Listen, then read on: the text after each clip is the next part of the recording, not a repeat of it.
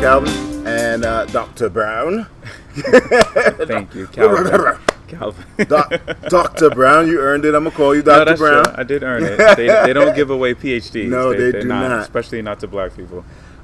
And this is an installment of me just talking to brothers and trying to get a sense of how they came to Sigma and what Sigma has done for them. And so, first of all, when did you come into Sigma and where? So I pledged spring 95 at Pi Alpha, which is at Georgia State University in Atlanta, Georgia. Okay.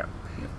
What brought you to Sigma? Was it something that you came into college thinking, oh man, I'm definitely going to pledge that thing, or did you find out about it when you're in college? How'd you get to Sigma? So I found out about it when I got to college. So obviously going to Georgia was a culture shock. Mm-hmm. And when I got to the campus of Georgia State University and I met friends, there were already individuals who were interested in Greek organizations. So just hanging around with them, I was exposed to, the Greeks. On my campus, there were only Sigmas and there were only Omega Psi Phi. Okay. And because of my size back then, people were like, oh, you should be an Omega, Deltas, Omegas, AKAs, very big down south. Right. And they were just trying to steer me that way. And I just, it didn't click. I didn't feel the vibe. But, I knew a few of them.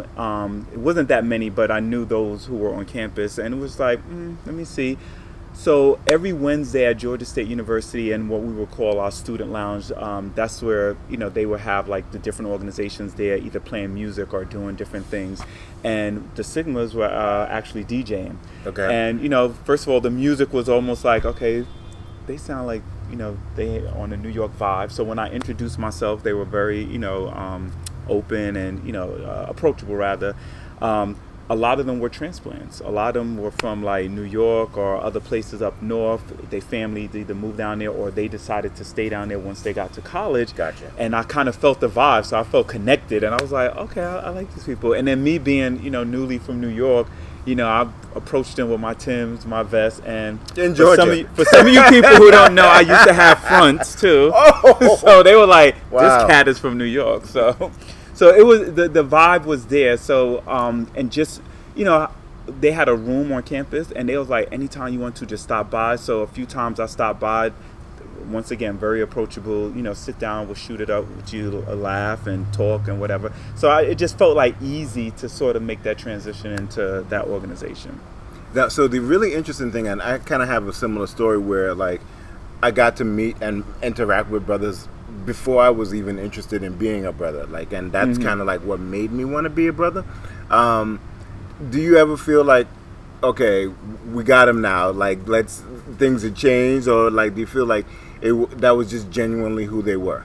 It was genuinely who they were, but once I got in, I realized that my chapter was in a transition, meaning that they had not brought in a line in a while. Got it.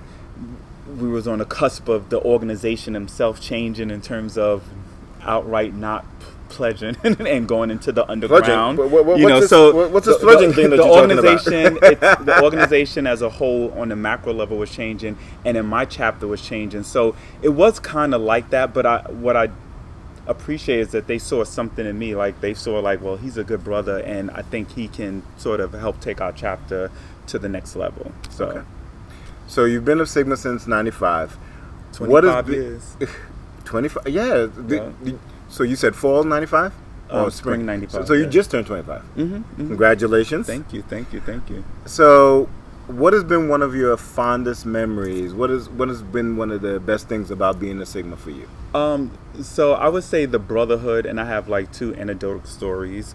One is by being... That's a PhD word, anecdotal stories. that's an assessment word. One of them being the fact that because I was a Sigma, I got to participate in the 1996 Olympics. I got to participate in the opening ceremonies, met a lot of different people. It was a major experience for me to be a part of that event that transformed Atlanta. So being in Atlanta, being a Sigma, and being a part of that event was just an amazing experience. That's one.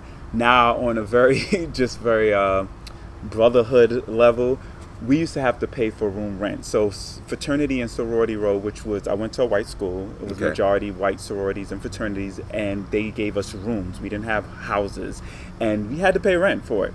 And just like any struggling black person, we did get some money from our grad chapter, but they expected us to do fundraising. We was undergrad chapter, and we probably wasn't the best with how we did our chapter budget. So we will always get to the first of that month and be like, we got to pay room rent.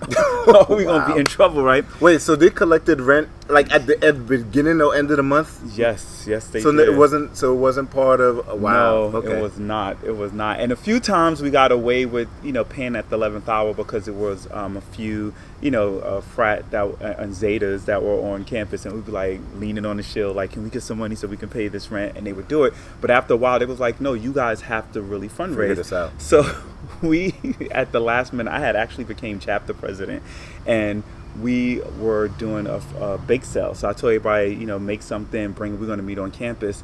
And Georgia State, just like any white school, was very much a stickler for rules and regulation. And because we did not get like a permit to have a table to, post our table and do our bake sale, they was like, no, you can't do it.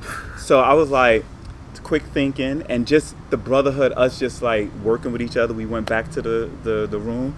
We got paper, and we put traveling bake sale. We made hats, and we went around to all sorority row. We went to fraternity row. We went to the offices, student government. We was like traveling bake sale, and we were making jokes. We got our room rent, and it was just us pulling together. Like it was very humble. Like being on a undergraduate level, like we struggled together. Even post, our process. The struggle was still there, but that's what brought us together. Like I'm still close with my chapter brothers. With my LBs, I'm even closer. So yeah. So, can you put your finger on what Sigma has done for you? What milestone in your life, or what achievement in your life you're like, yeah, if I wasn't a Sigma, this wouldn't have been, I wouldn't have had access to this? I don't, one I think is I wouldn't be who I am today without Sigma, because I felt like I had a lot of these qualities inside of me, but prior to becoming a Sigma, I was a very shy person, much of an introvert. You? Yes. So you show up on Georgia's campus with fronts and you were an introvert? That was just a display. It was just a display, a visual display. But even with that, I was hiding some other things that I wanted to do. I wanted to be active. I wanted to participate and be a leader in my community. And I think they saw that. Like, once again, the chapter was in transition, and they needed brothers who wanted to work and who wanted to be leaders, and they believed in me. Like, they was like, you want to do this? Why don't you try it? And they believed in me, and they supported me, and then that leadership shined. So in anything that I approach, I always think about the challenges I had being a chapter president in my undergrad chapter, being NPHC president, on campus, helping to sort of quell some of the issues between the black Greeks, especially when we were on a white campus. Right.